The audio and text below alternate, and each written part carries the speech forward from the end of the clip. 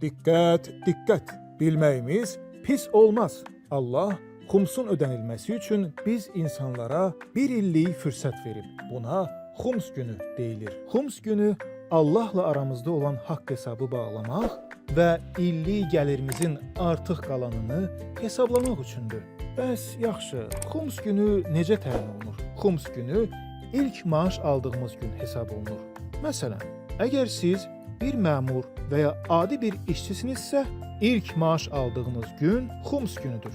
İndi deyək ki, bir nəfər bu məsələyə səhlənkarcasına yanaşaraq xumsu ilk maaşından etibarən verməyib. Belə olan halda həmin şəxs nə etməlidir? Belə olan halda ilk olaraq bugünədək olan borcumuzu Allaha geri qaytarmalıyıq. Bunu etdiyimiz həmin gün bizim xums günümüz hesab olunacaq. Bunu da qeyd edək ki, xums günü istər günəş, istərsə də ay təqvimləri əsasında hesablana bilər. Yaxşı, sənsən. İstəsən lap miladi təqvimi ilə də hesablaya bilərsən. Heç bir problemi yoxdur. Əsas odur ki, sən xumsunu ödə. Təqvimin fərqi yoxdur.